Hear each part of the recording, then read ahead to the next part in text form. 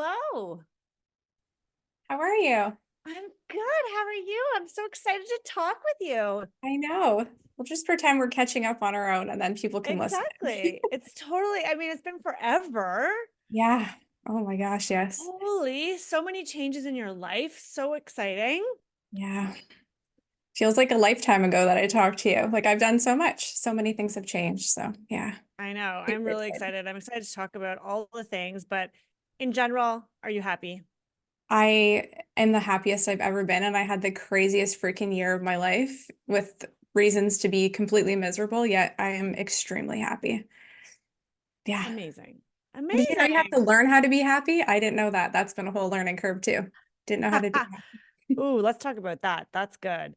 Yeah. Um, totally, right? Because, well, anyhow, we can talk about that. We get to choose how we feel and how we react to situations and Yeah, absolutely. yeah. Well, what do you want to like? Is there anything? I feel like we can talk about everything and just your journey, but is there anything like kind of more concrete or specific that you want to kind of share that people can take home with them? Honestly, I would like you to just ask me whatever you want because you know your audience really well, right? So I'm good to dive into anything. So my entire coaching business and the way that I do things, it's like everything is interwoven in life where your marriage is affecting your business. Your kids not wanting to go to school in the morning is affecting your business, and just how you even view business and how you're comparing yourselves to others or yourself to others or whatever it is, like life as a whole, everyone you interact with, the way you speak to yourself, everything is affecting you. And it all comes down to mindset and the way that you can show up and create the life that you want to live, but figuring out who the hell you are in the first place and what you even want. Like, what are you working so hard for? Where Oh are you my trying God. to get Okay. I to? love that.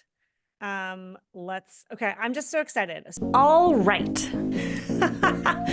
I'm Rebecca Hay, and I've built a successful interior design business by trial and error, podcasts, online courses, and so many freaking books.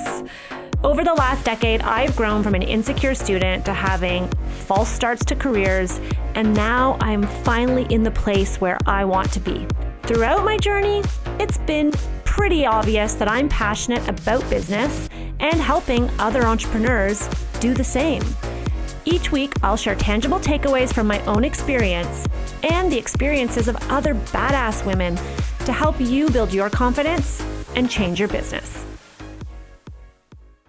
Jami Sparling is here on the podcast. Jami, welcome. I'm so excited to have you back.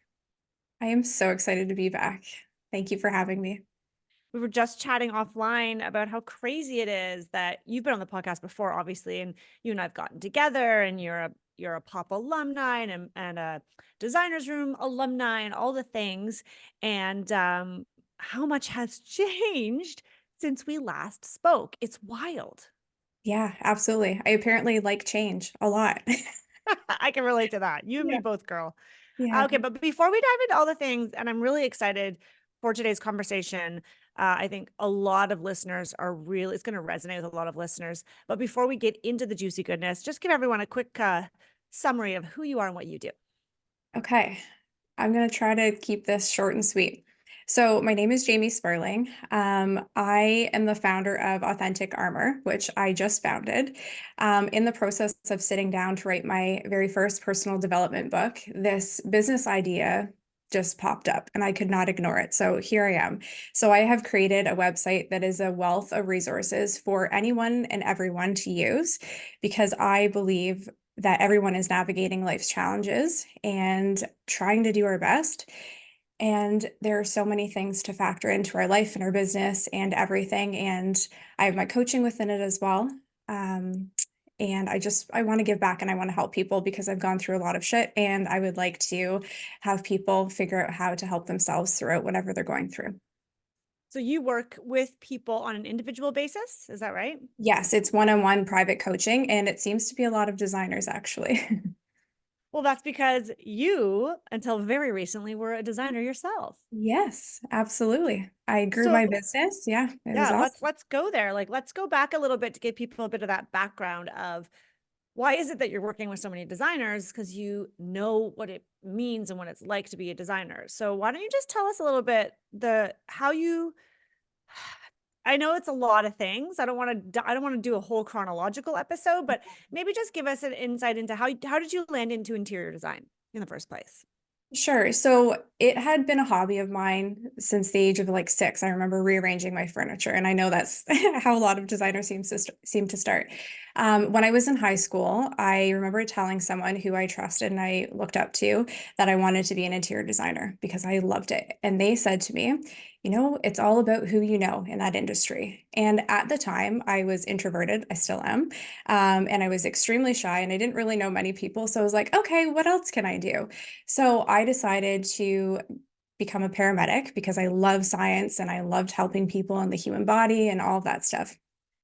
And so I did that for 11 years. And I had always kept design and decorating and home staging and all of that stuff as a hobby. I did that from basically mat leave until I decided to launch my business in 2019. I had gone through PTSD as a paramedic. I had healed and recovered from that. And once I had my brain back, it no longer felt broken. I did a deep dive into personal development. And through that process, I had a lot of things happen in synergy, I guess, that kind of aligned for me. And I was like, you know what? I'm going to jump with both feet into entrepreneurship. And it was the greatest thing I've ever done in my entire life because I actually got to know who I am and what I love. And I have been on a wild journey since then. I grew my business to what looked, I would say, successful from the external standpoint. We had a team and a warehouse and a studio and a moving van. We were working only with kind clients on projects that fully lit me up creatively. I was given full creative freedom. My clients loved me and trusted me, and they were hands off. They were busy living their lives, and I just did my thing, and it was freaking awesome. But when my dad died, my entire life was flipped upside down. I didn't know how to grieve, and I was running my business at the same time and trying to do all the things, and people wondering, okay, Jamie, I need you. What do I do here? Whatever. And my brain was just like, oh my gosh, what am I doing with my life? It really had me reevaluate where I was spending my time, what was actually bringing me joy, and what I wanted to do in the future. So yeah, I grew my business and I decided to go on a family vacation because we hadn't since I started my business, to a place where my dad's family was from, which is Nova Scotia. My husband and I, within 2 days of being on our trip, looked at each other and said, why do we not live here? We absolutely loved how we felt when we were here. Well, now I am here. And we, spoiler alert. So we looked at each other, said, why do we not live here? We could not come up with a reason. And even in the middle of so many projects, and we were about to hire more people and do all of these things, we decided to simplify our life. And we moved about 9 months later. We had sold our house that we thought was our dream house that we were going to live in forever. And we totally changed our lives in the greatest way possible. And so this is like, okay, first of all, so many things there. I have a couple Yeah, questions sorry. I definitely want to dive into. You just breezed over like many years. Um, for those listening, if you want to hear about Jamie's experience in more detail of going from being a paramedic, which I'm sure people heard that they're like, what? Like, how different is that than interior design? It's pretty different. I'm sure obviously there will be some parallels, but in general, it's a very different type of skill. Yes. You do share that in the other episodes. So guys, go listen to episode, I think it's 107, and it's called Thriving Past PTSD. And that's where you, Jamie, you share with us in great detail your experience being a paramedic and the shift that you made and how you started your design business and how you found power of process that helped you to really scale that business and make it what it was. And so guys, go listen to that episode. It's awesome. But then coming back to this idea of growing your business, like you grew really quickly. And this is something I just think is really interesting and just worth noting because you like when you came and joined Power of Process, I don't know where you were at, but I think your business, you were doing a bit of staging, I believe. You're doing a little bit of everything, right? Everything. Yes, absolutely everything. Yeah. And then you were like, oh, because in the course, spoiler alert, I tell everyone, don't do everything. Pick one thing. And you did an amazing job. And your husband was in business with you, and you guys really scaled. Can you tell those listening, can you just kind of give them an insight into what that business looked like? Because I want everyone to fully grasp what you've not left behind, but this transition you've made has been really big. And I don't want to breeze past what you did grow in your design business. Like, can you just maybe give us an insight? Yeah, absolutely. So I would start with the greatest advice I could possibly give is investing in yourself professionally with the courses like Power Process, as well as having a business coach. So I invested money that at the time I didn't have. My husband thought I was completely nuts. I was reading a million different books that are like, dream up your greatest life and do all these things and affirmations and all this stuff. I thought it was wacky, but I was like, I'm willing to try anything and everything. So I invested countless hours into growing myself personally and professionally at the exact same time. And so we grew our business to having a team of 4. We were about to be a team of 5 prior to deciding to move and change everything. We were working on projects that were the exact style that I wanted to do with clients that I loved being around. Um, we had our systems in place and the process that we had a warehouse that we ran. We were our own installers and movers, and did everything internally. Um, and I charged what I wanted. I picked a number and that's what I charged, and people were very happy to pay for it. I learned so much sales skills, marketing skills, all of these different things that I absolutely did not need to have as a paramedic. That's wildly different. There are parallels like you spoke of, but we grew this thing to be successful. And I won awards that I didn't even know existed. And I saw other people promoting, like, vote for me, all this stuff, and people who are very well known in the city. And I won it. So I see a billboard of all the dates that they've won it. And the one year that's missing is when I had it. And it was someone who I had reached out to possibly be a mentor. And I kindly sent a DM on Instagram, and I looked up to this person not speak to me. They never responded to me. And then I was blocked. And then I win this award. And I'm like, it's interesting how the universe works. I've never been negative or like talk smack about anybody or whatever, but I just believe in like karma and just be a kind person and be your true self. But I lift each other up and let's all grow together. There's no Yeah. comment. And I love that you share that story. I mean, it's obviously not everyone in our industry is going to be as open and collaborative and understand that there's enough work out there for all of us, and that Yes. we actually shine when we can help each other, and the collaboration over competition exists for a reason. And that makes me sad for that person, but ultimately we are not responsible for their actions and their happiness. um, I remember at one point too, as your business is growing, you're winning these awards, which is amazing, by the way, because this happened in a short time frame, I believe. No, like, how many years Very in short were you? time frame.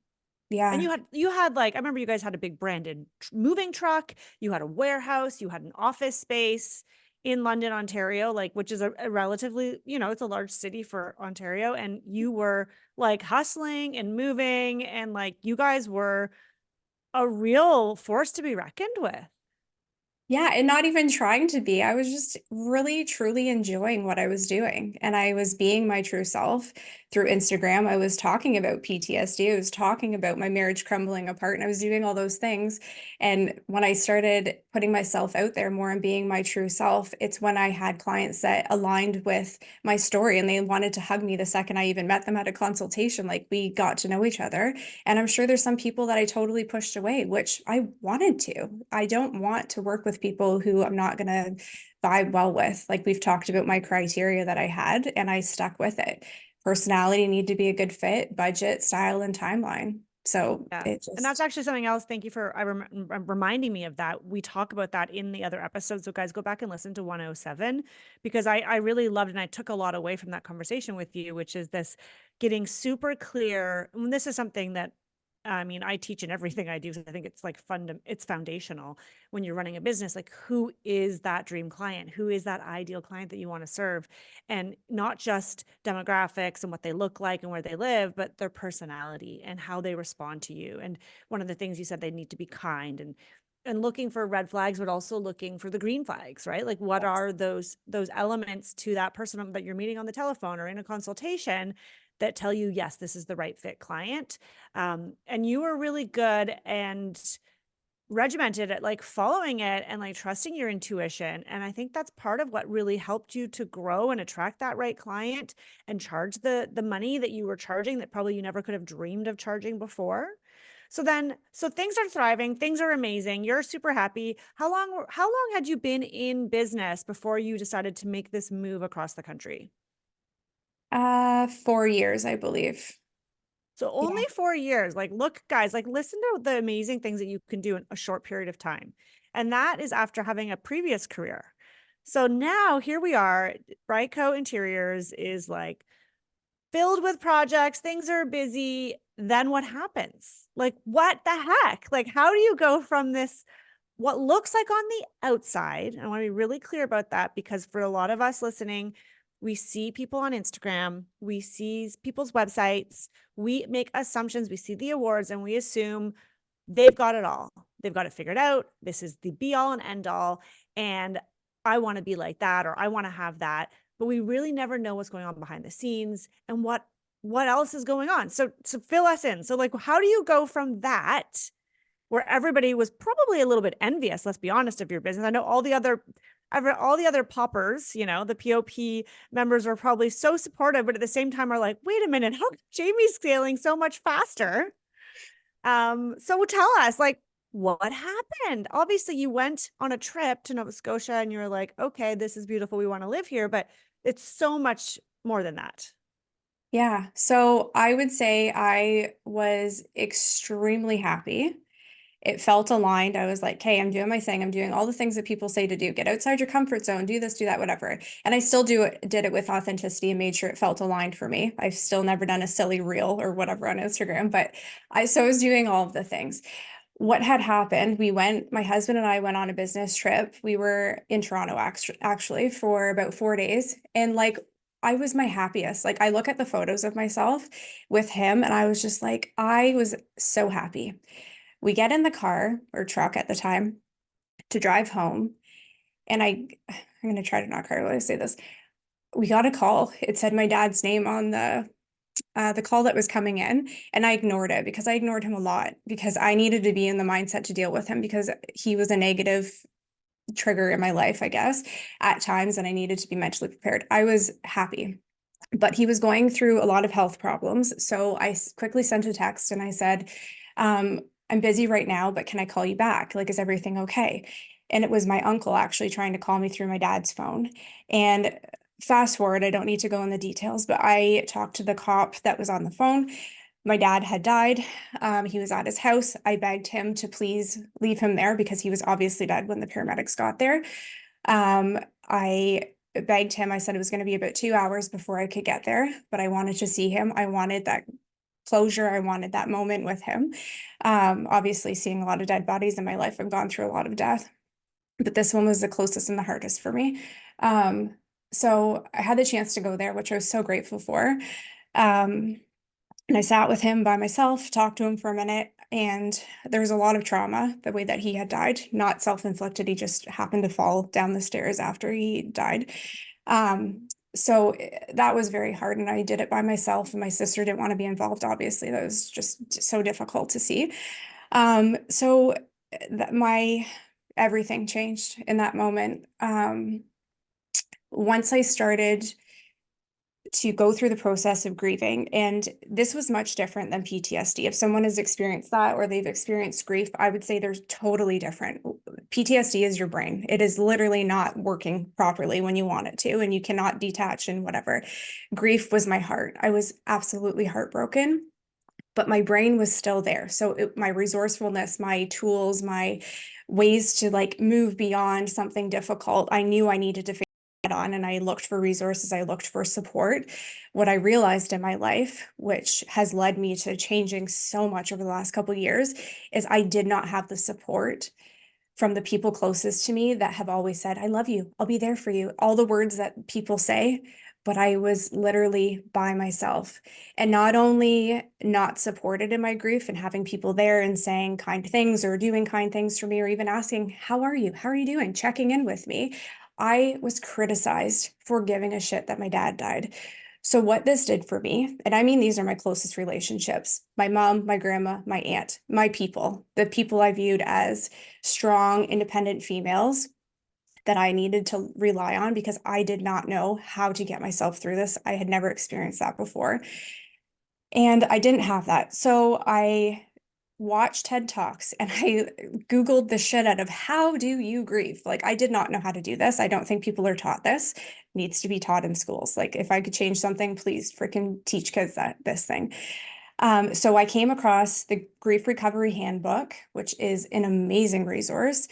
And I read through this book and I was like, I'm going to learn how to grieve. And I did all this hard work and I started to feel better. The pain in my chest was not so excruciating that my brain started to actually work again. And I started to think differently. And I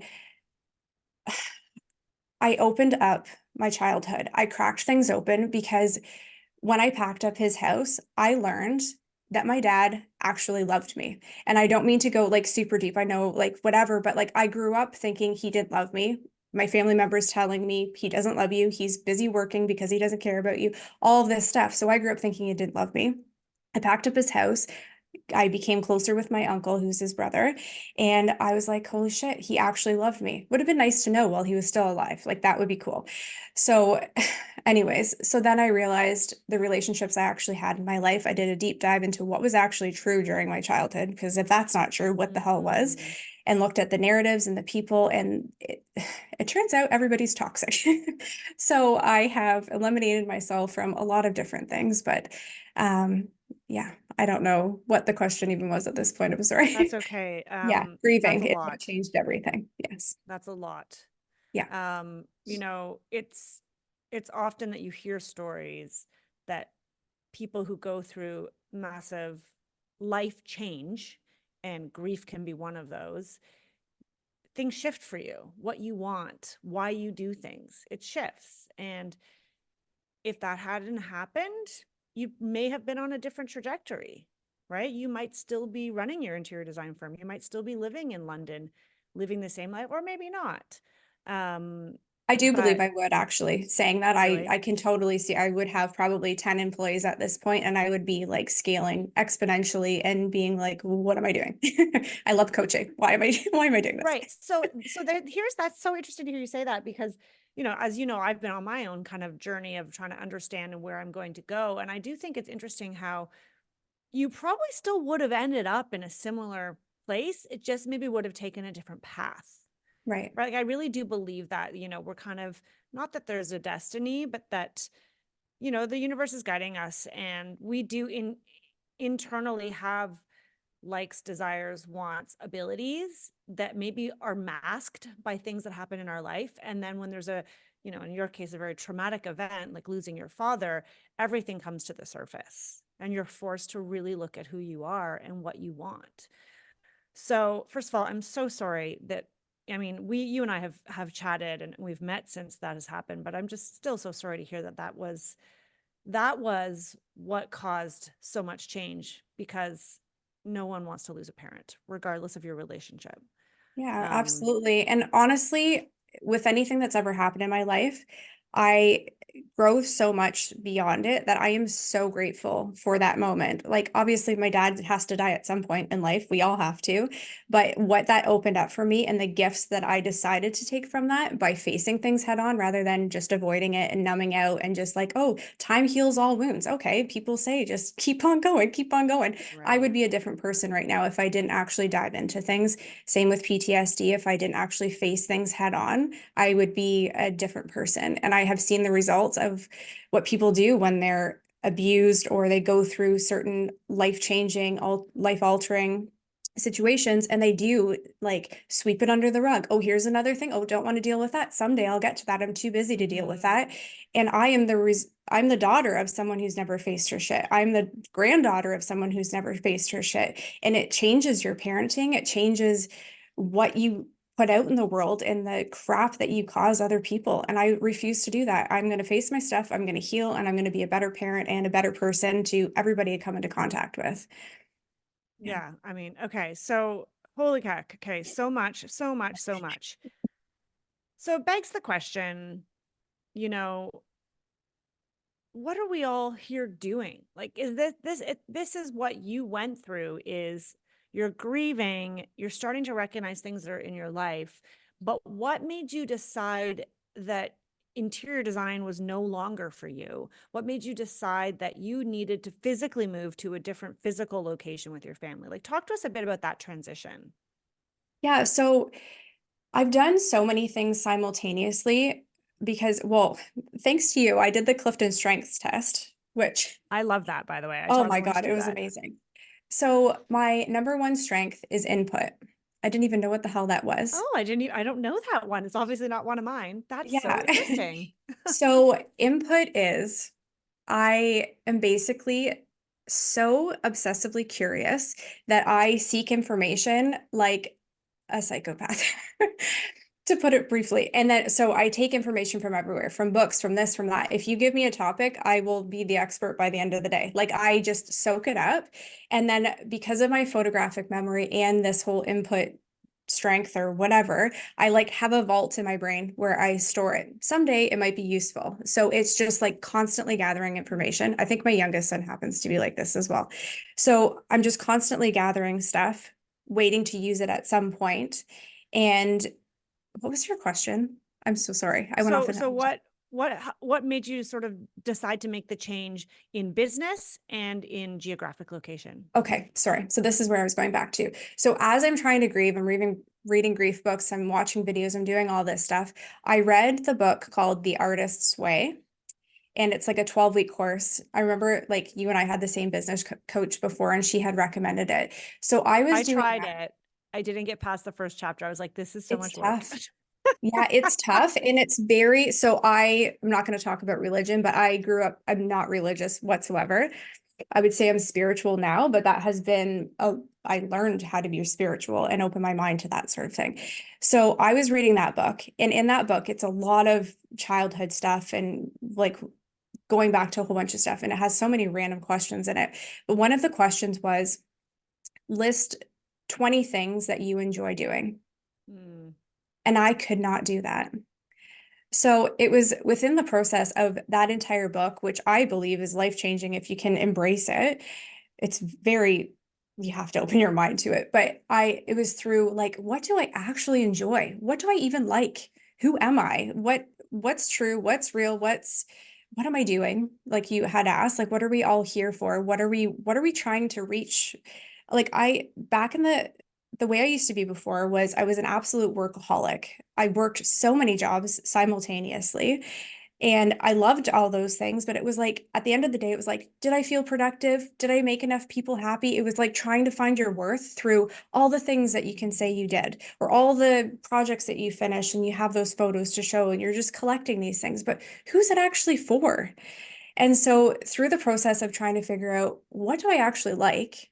What do I even enjoy? And realizing I'm worth finding joy throughout my day. I thought I had to earn it at some point. I'm going to be happy. At some point, I'm going to feel like I can actually go out and play with my kids or watch something for this simple fact that it makes me happy. Or like my life now, so I went through that book again. I'm on like the fourth chapter or something, redoing it. And I had that question again, 20 things that you enjoy doing. And I honestly highly recommend people just trying to even think of things that they like doing. And I wrote 25 things out so fast, like I couldn't even stop writing. I was like, I'm going to stop at 25. And all of those things don't even cost money. Like, as an example, I love creating trails in my forest. I love like walking the beach and I love doing all these random things. Like this is just completely weird, but even at the arcade at the like movie theaters and stuff, those basketball games where you like just throw it in the hoop literally brings me joy. Did I know that as a workaholic who never even put myself in that situation? Like my life is different, and through all of that and wondering like what's actually fun, what's actually whatever, it's opened my mind. Like I want to have fun. I want to have a smile on my face. And when I have a smile on my face, I don't want people to be like, "Oh my gosh, what are you so happy about?" because they're not used to a smile on my face. So like Right. just I feel lighter. I feel so different. I don't go to bed thinking, did I have a productive enough day? Because what do I like doing my website recently? holy shit, that stuff takes a long time to build. I Yeah. didn't even Yeah. realize it would take so long. But at the end of each day, it was like, what did we accomplish? It wasn't about what we accomplished. It was like, did we have fun doing it? Were we in flow?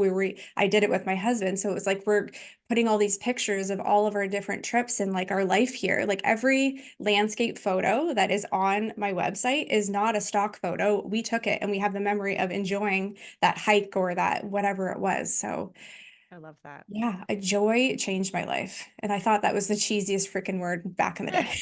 So it's funny, we worked with the same business coach, Andrea Freeman, and she was on obviously the podcast, which is maybe where you heard her, and I connected her Yes. with our designers room. I think at the time she did a session.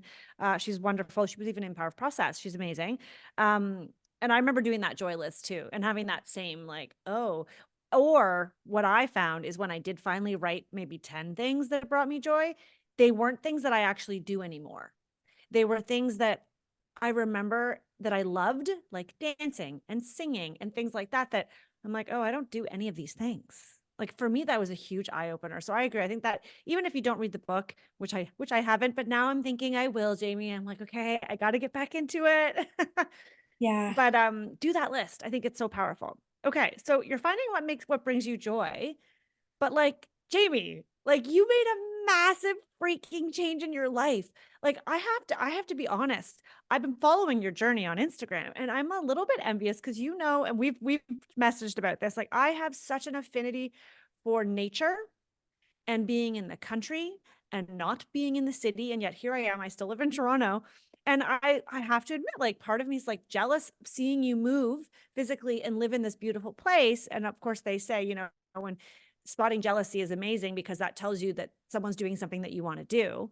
Yeah. And I'll be right open. Everybody knows, everyone who listens to this podcast knows like Rebecca needs to move to the country. Like it's going to happen. It just hasn't happened yet. Yeah. But like that, so moving across the country, like a plane ride, like time zones away, Yep. and essentially leaving your business behind. Like what was the tipping point? Like when did you guys just decide this is it? Was it the move first and then the business second? Or walk us through that. Yeah. So because my husband has been involved in the business as well, and he's been doing a lot of general contracting, the idea was to move our business. I wanted time to just chill. I wanted time to heal and whatever. So I gave myself a year to just figure out what I wanted to do next. And he is still running that side of the business. It's just not at all involving me. He's doing general contracting, painting, doing whatever he wants to do, but niching down with that as well, not just doing everything. So the hardest, okay, I need to back it up just for one sec. So when we decided to take that family vacation and we had looked around and thought like, oh my gosh, I want to live here. At that same time, someone who I was in a women's entrepreneur group with, she and her husband had been together for 10 years, the cutest couple, like it just didn't even seem real how madly in love they were. He was, I think, 40 years old and he died in a motorcycle accident while we were on vacation. It was freaking heartbreaking to get that news. And so I had already had grief on my mind and timing and like, how long are we actually going to live? You can't just keep pushing things into the future because how do you even know what your future is even going to hold or who's going to be around, whatever. So it was like, we're doing this. We decided on that vacation, this is happening. I have no idea how. Like it was scheduled 2 days after we got back to go through a hiring process with people who had applied and all this stuff. So we still went through with that. We told them transparently that I think we might be moving. So this might be a 6-month contract, whatever it is. And it was really difficult because I have never wanted to let people down in my life, to say to clients who were excited to work with us, who had booked consultations, who we were finishing up with, like repeat clients, all these things that we're moving. Like this is the craziest thing ever, but we're doing this. And so we finished up the projects we were committed to. We gave back the money to people who had already paid for a consultation because I didn't want to like lead them on in some way or just half-ass a project or to change our process and only do, I don't know, design consulting or something. I wanted to do full service. So there was a big transition and even telling family members, and just what it opened up for me actually was realizing how many people think that they could never do what we were deciding to do. the amount of people that tried to sabotage, well, oh, have you get ready for those winters, or just like, why do people say shit like that? Like, we had made the decision. It wasn't even like, we're thinking about this thing. It was like, we're moving and we're selling our house. We're doing little renovations to just, well, not little renovations. We did a massive bathroom reno. But we were selling our house and we were doing this thing, and people were just like, oh my gosh, that sounds so amazing. I could never do that. I'm going to say right now, that is bullshit. You can absolutely do whatever you want to do in life. And I want to be proof that that is possible. Like, I know we haven't said it on here, but I had my first son when I was 16 years old. I moved out at 16. I put myself through school. I did all of these things. I have navigated my way by myself through so much shit. And I am literally living my best life. And it's not for Instagram. It's not like this lovey-dovey whatever, but I have done so much hard work to get to this point, and I am literally freaking happy. Not for anybody else to say, oh yeah, it looks like you're happy. Congratulations, you're doing a great job. I'm actually happy. And I don't even need to share it with people, but if it brings inspiration or whatever, then that's what it's here for. But you can do Well, whatever and you it want in life. does. And I think it inspires a lot. And so many aspects of your story are inspiring. Like you just mentioned that. Of course, we talked about that in the previous episode of the podcast. So guys, go back and listen to that with Jami. But just think about that. A 16-year-old. Like, you're gonna have a 16-year-old soon if like your children are a bit older than, well, no, My you already son's have. 21. I've been a Yeah, mom what am for I 21 saying? years. What am I Yeah. saying? Duh, Rebecca, do the math. But Thank you, though. You think I'm yeah, younger than I am. yeah, That's you're good. you are still very young. Um, to have gone through so many different iterations and lives in a way. It's Yeah. like you're like a cat living 9 lives, but it's so inspirational because it reminds us as human beings, not just as designers, that we don't have to be the same version of ourselves for the rest of our lives. You can change geographic location. You can change your career. Maybe you can change. You don't have to do. Also, I think it's important to note, if you're listening, we're not suggesting that you do what Jami has done. Like, you don't have to fly halfway across the country, close down your business and start a new one. Sometimes what finding that joy and that change in life is in small tweaks, right? And that's what we were sort of talking about. And I would love to sort of dive into that with you now is, how when you work with people in this coaching, which by the way, I think is amazing for you because you're just such a natural coach, and inside Designers Room, you would always be the one like offering inspiration and motivation and sharing, why don't you try this thing? And have you thought about it this way? And mindset is everything. And mindset is everything. So let's just let's take the time that we have left together to talk about that, because now that everyone's heard your story and is completely inspired and awed by you, because I am, how are you helping other people? Like, what can we take from that? Because some of us, like I said, aren't ready for such massive change, but we know that we're craving something more. Yeah. So one thing that I do with my clients, and I've tweaked it a bit, but there's something called the Wheel of Life assessment. And I think you've briefly touched on it, like a smaller version, but so there's a ton of YouTube videos on it. So basically I break up someone's life into like 12 different pies. So it could be like, let's say spirituality, mental health, physical health, relationship, romance, family, all these different things, all the different things that make up your life, whatever it is, if it's business, career, all of this stuff. And basically, it's like a pie chart. And what you do is you rate each section how you feel about it out of 10. So as you do this, you get like this visual representation about how balanced your life actually is because you color in the different pie pieces. So you can see visually that, wow, I think my marriage is crap right now. Or, oh my gosh, I'm putting all my energy into personal development and I'm freaking rocking it. But my time with my kids feels like it's not enough. I'm not present. So it's like finding the balance.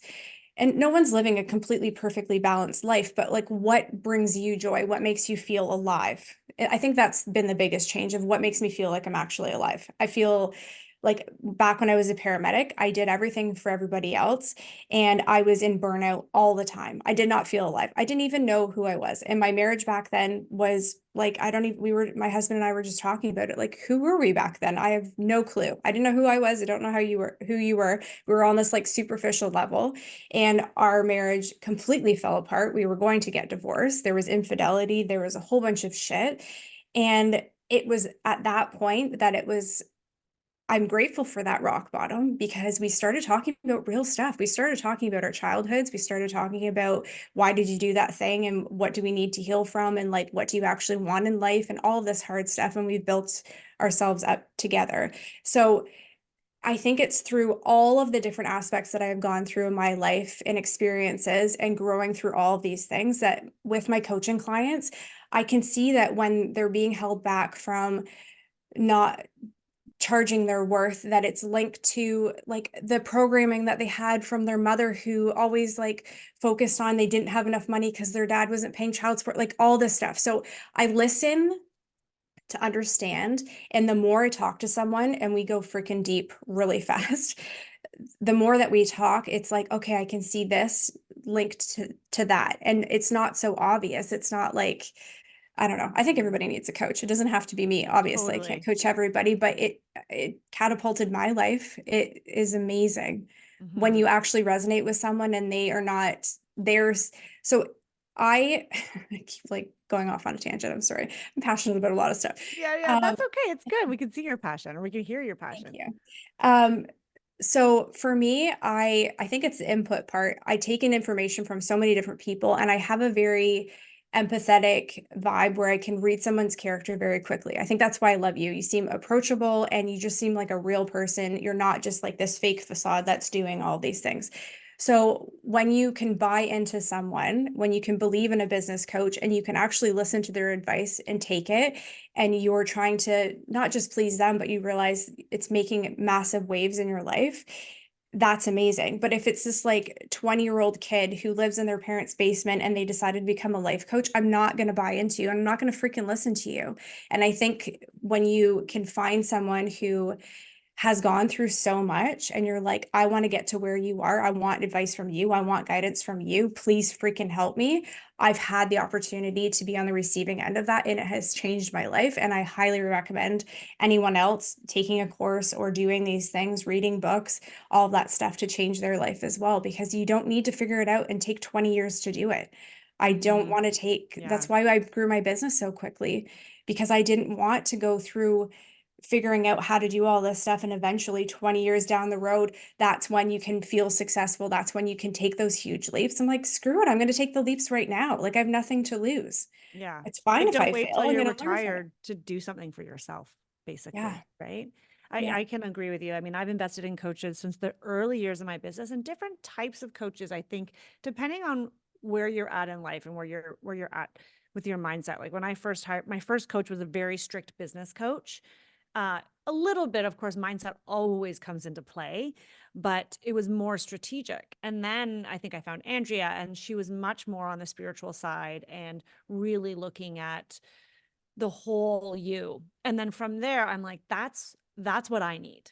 And everybody is different, but what I've found is it's nice to have a balance between like maybe doing an online course or working with a mentor in the strategic aspects of your business. But it's also so powerful, and in fact, some ways more powerful, to work with somebody, especially one-on-one. And that's been my preferred method, is working one-on-one with someone who can have those conversations and get you to like, let's close your eyes and think back to the memory, to whatever memory of blah blah blah that comes to your mind. And to your point, like what that example that you used, really resonated with me, because it's this idea of what was going on in your childhood that you kind of overlook, that you don't really think is a big deal, but is actually affecting your ability to stand up for yourself and charge more money for your projects or what have you. um because that is how we're formed, and it's something that we don't talk about a lot. We're all just kind of busy pushing through life, but there's a reason some people are more successful than other people doing the same things. And I think a lot of it has to do with owning your own past and your own stories, and understanding how and why you're showing up the way you are, because we do things on autopilot. Yeah. And And I I think think that's changing your coaching helps you narrative. see that. Yeah. Yeah, like the narrative that you hear in your head, the words that you hear, if you actually stop for a second, be like, did I come up with that? Or was I trained to think that? Or what is that just on repeat in the background constantly? So I think going through all the childhood stuff and the working on the inner child work and reparenting and all this, honestly, it sounds so freaking wacky. And I totally get that. I've done a deep dive into all that stuff.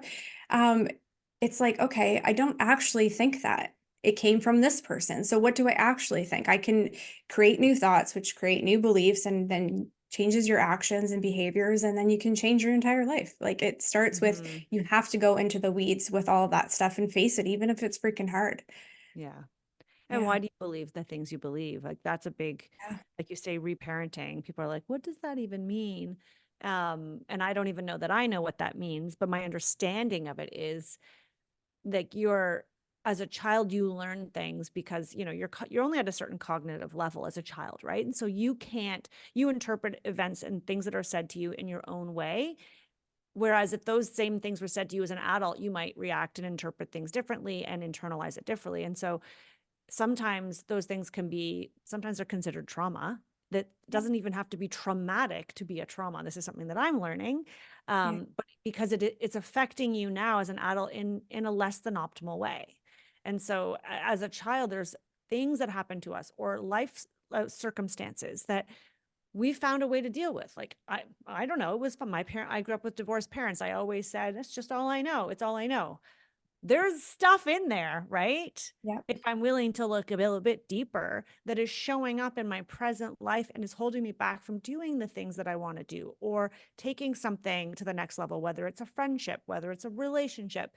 And so I do think it's almost like therapy, let's be honest, Yep. Yeah, it right? is. Coaching is like therapy, but what is the difference actually? Like, what do you see as the difference between sort of coaching with someone like life coach mixed with some sort of business versus a therapist, psychiatrist, that type of thing? I mean, obviously Yes. there's licensing in there, but Yeah, just for at the sure. core, the root of the types of conversations, like what would you say are the big differences? I would say that therapy and working with a psychologist, which I have, and that's what helped me through PTSD. I think there's certain things like if you're dealing with significant trauma right now, like your coach is not going to help you through that, but you can do things that are complementary. So um, I would say therapy is more about the past and trying to survive the present and getting the tools that are going to help you in the future, but more about like present and past stuff. And I would say coaching is more in the present and helping you move towards that future that you envision for yourself and like opening your mind to what's even possible in your future, like allowing yourself to dream while also like going into the past as needed to work through that shit so that you can be present in your life and get excited for the future. So I think it's more future focused rather than past and just trying to keep that client coming back as a therapist and just like, yes, Mm, let's talk about your problems again. Like, I don't want a client to have to stay with me for a lifetime. I want you to like have these tools that you've gained. We've done a deep dive and like go off and live your life and come back if you need these little single sessions to like keep things up or like remind yourself of who you actually are and what you're capable of. But like, yeah, going forward with it. Just to touch on the inner child stuff, if people think we're completely wacky and talking about this, so the whole idea of inner child is the person you were when you were 8, where did they go? They still exist within you. They didn't just like disappear or die. So there are times when someone says something to you, it could be a client, it could be a partner, it could be whoever that triggers how that inner child thinks. And then you go back into like, oh my God, I made a mistake. So for me, being a perfectionist, recovering, I am not allowed to make mistakes. That is my childhood story. I have to do everything perfectly. I was the oldest of my siblings. I needed to be the role model all the time, perfection all the time. Don't ever screw up. So if I have ever made the simplest of mistakes, whatever, I go into like inner critic. I am terrible. Oh my God, I can't believe I did that. And like just take things so freaking personally.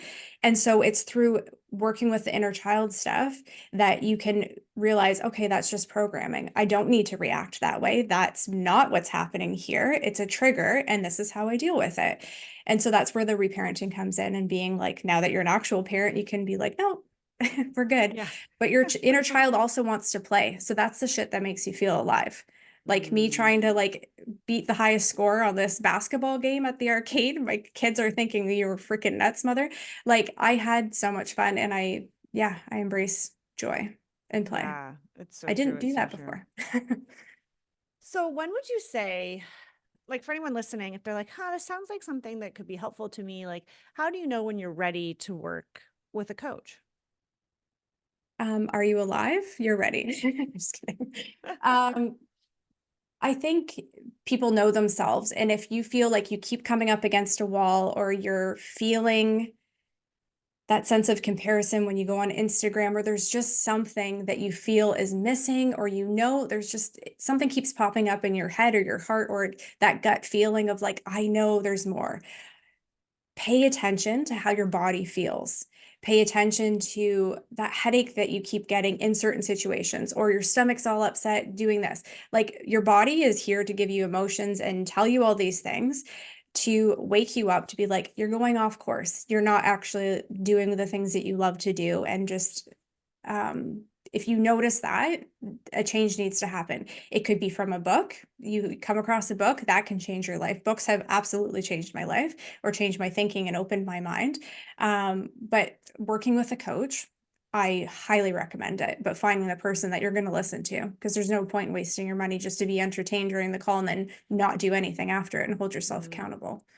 Yeah, I think that's the big thing is you need to find someone whose story resonates with you, whose whose personality and manners Yep. resonate with you because and sometimes you know it's like kissing a few frogs. Sometimes you work with a coach for 3 to 6 months and then you're like, okay, that was a good experience, but I'm ready for the next one. And sometimes you find someone who just resonates with you at this life stage that you're at because that can change too.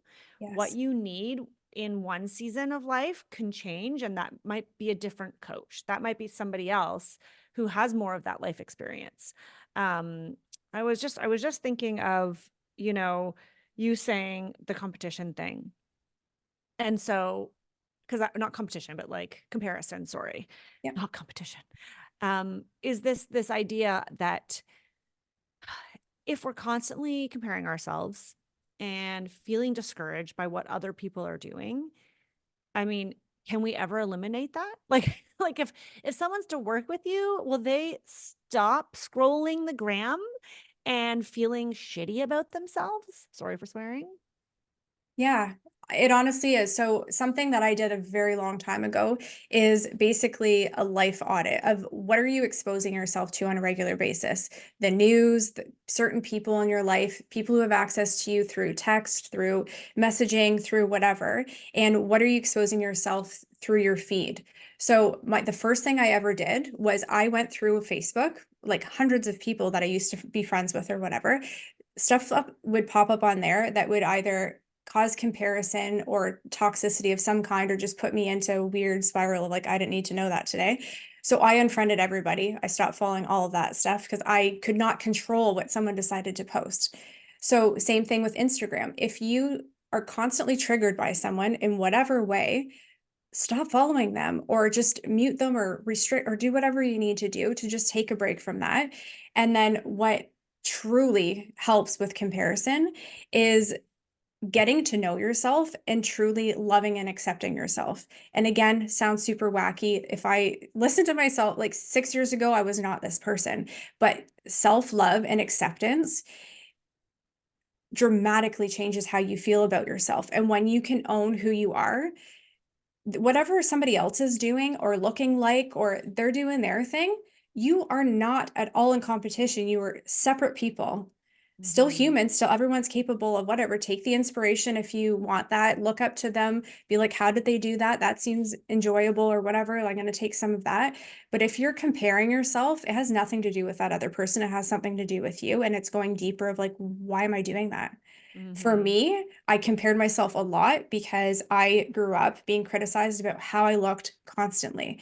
And so, one of the hardest things I've had to overcome in business, and especially sitting here and doing this on video, if people are watching it, I do not like being visible. Like being a paramedic, putting my uniform on, didn't even have to pick my outfit, and just going and doing my job, never being on the news, never being allowed to talk about anything. It was like one on one with my patient or just like bossing people around to deal with a crazy scene. That's my comfort zone. So being like dressed up and how's my hair and oh, this is how you do branding and how you have to do branding photo shoots and you need to be visible in your business. Holy hell, no, thank you. But I have had to do the self-love thing. And like, this is how I look. If you don't like that, I don't have Botox in my lips that look all puffy and whatever, that's fine. Like, I got fake boobs when I was really young. Like, if I had. If I had to I go didn't know back and that. I love myself now, I would not have done that. But I'm like, I need to be pretty because my mom always comments on my looks or criticizes whatever. Right. Like psychological abuse and all that stuff leads to this. Like, why do you think the thoughts that you're thinking about yourself? Why are you not accepting the rolls in your belly? Like, I am grateful for my stretch marks and for whatever is going on in there because I had the ability to birth two kids. Thank freaking God. Like, I'm so Mm-hmm. grateful for that. So why am I even going to care about like extra rolls or whatever is happening when I am an amazing person? And what I look like currently was like I needed maybe like coping mechanisms and I needed to protect myself because of some sort of trauma that I've just gone through and I needed to pack on some pounds because I'm in survival mode. Cool, let it shed when I go outside and play. Like when my father had died actually and sitting with his body and all the deaths that I've experienced and as a paramedic, your body doesn't freaking matter. The memories that your family members have and what is your legacy that you leave or whatever it is, that's what people are going to remember. It's not like, oh my God, remember her six pack? So nice. Like, who gives a shit about what you look Phew. like? Thank goodness, because I do not have a six pack. I've never had one, Me neither. only in the fridge. You know what, though? And that's really great. Thank you for that wisdom. And it's a great reminder to us because we do still, though things sometimes feel like they're changing and then sometimes they feel like they go backwards, we live in a society that values looks, aesthetics. I mean, heck, we're designers, right? We want spaces to look beautiful and perfect. But we do live in a society where it's about fashion and how do I look in this outfit that I know that, I mean, I wasn't criticized for my looks growing up, but if anything, it was the opposite, where I was always praised when I did look good, when I did look fashionable. And so, and that's what society does to us too, right? You go to a party, people always comment when you look good. Why Yeah. is that something that's worthy of talking about? It just is.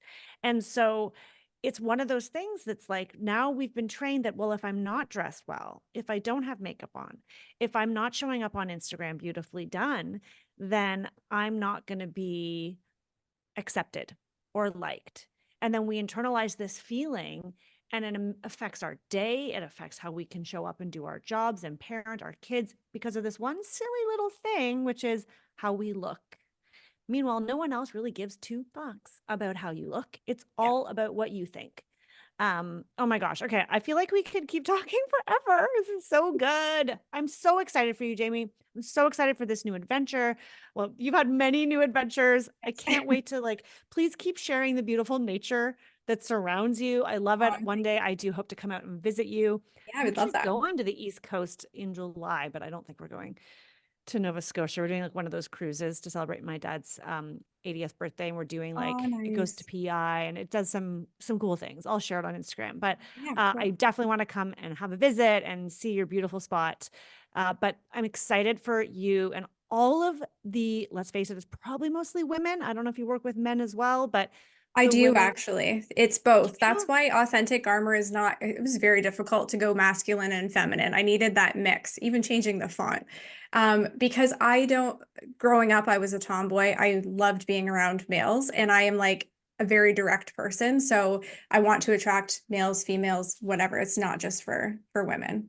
Yeah. Okay, that's a really good distinction. I mean, it's mostly women listening here, but not all women. There are definitely men in our midst, and we even have some men inside designers room now, which is amazing.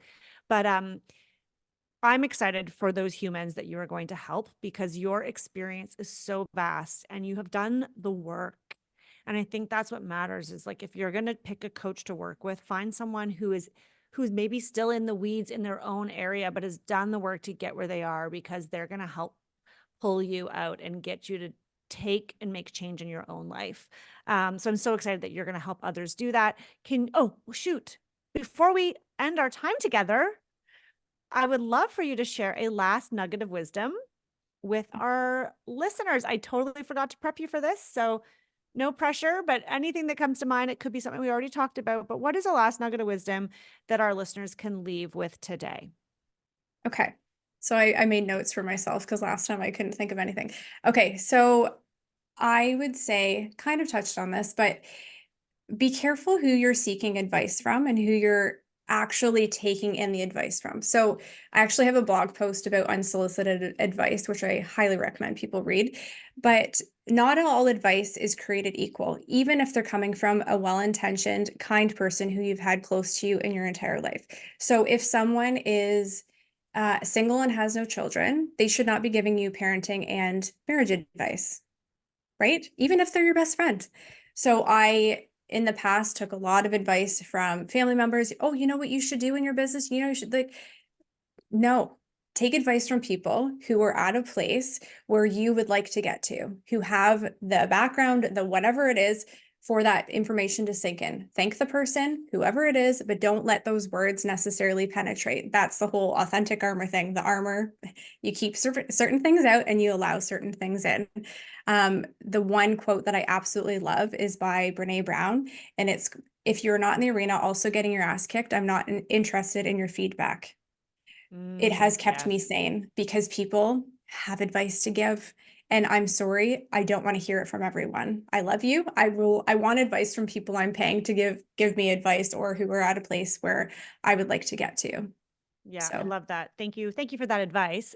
yeah, it's unsolicited. No, but you know what? It's so true. It's like business advice. Like you have to take it with a grain of salt. Yeah, You know, if I'm talking about something that's going on with my business to some other parents at the school and someone who doesn't even own their own business is exactly. like, well, you should probably do this because this is what I'm seeing people do. It's like, thank you very much for your input. But I have to remind myself that they have no freaking clue what they're talking about. And Yeah. maybe what they say will work, but it also might not, but they don't have any experience to back that up. So I love that. I love those quotes. If you can share that link with us, Jamie, to that blog post, we'll put it in our show notes as well. Okay, yeah, sounds good. And we'll put all the things that you've talked about today. We're going to put them in our show notes and your beautiful new website, which is so beautiful. But for Thank those you. listening, where can they find and follow you? Yeah, so on Instagram, it's authentic.armor, and armor is spelled the Canadian way with a U in it. And my website is authenticarmor.com. And there's a wealth of information and resources. You do not need to give me your email address. Just browse it, change your life with the amazing stuff that's on there. It's worth so much money. I And I'm mean, doing, I will say though, Jamie, I did see that and I thought that's really lovely of her, but this is a missed opportunity. The business mind in me is like, no, you need to get their email addresses because then you can further serve them, yeah, I will do right? that on Because then other you can things, but help yeah, people. yeah. It's not that you're Thanks going for to the sell to them. unsolicited advice, Rebecca. Unsolicited advice. I'm sorry, I can't help it. I saw that and I Yeah. was like, I understand why, but at the same time, why? Yeah, because some of this stuff is honestly very touchy subjects. I talk about what to do Right. when someone's ghosted you or toxic family members or whatever. I want people to use that stuff without having to like Got it. show me that they wanted to read that specific topic. Okay. I didn't think of it that Yeah. way. That makes a lot of sense. But then Yeah. you should still also have an email list for the people who love to hear from you Yes. That and is in the want. future. We're just Okay, getting good. started. Okay, who want I've learned a lot all from the you. I took information. momentum marketing. I've got this I know. shit. I got to bring that course back. Yeah, it's awesome. Amazing. Okay, well, thank you so much for your time today, Jamie. It's been so wonderful talking, and I can't wait to watch and follow your next journey. We will definitely have you back on the podcast. Thank you so much. Okay, guys, isn't Jamie amazing? I mean, like, holy heck, Jamie, you have really seen it all, but I love your perspective and how the experiences in your life have shaped you, but in a positive way, and how you are taking all of life's crap that it's thrown you and you are positioning it into success and happiness. And I love that, especially now, you are giving back to others. I know that you are going to make such incredible change and you're going to be so successful at what you do because you genuinely care. You have the knowledge and the skill set, and you are going to transform other people's lives.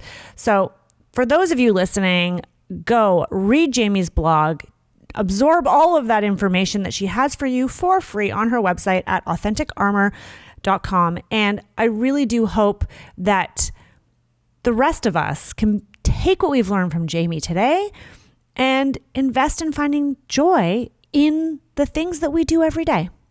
If you guys enjoy this episode with Jami, send me a DM, let me know. I'd love to have her back. Jami, thank you very much for joining us on Resilient by Design.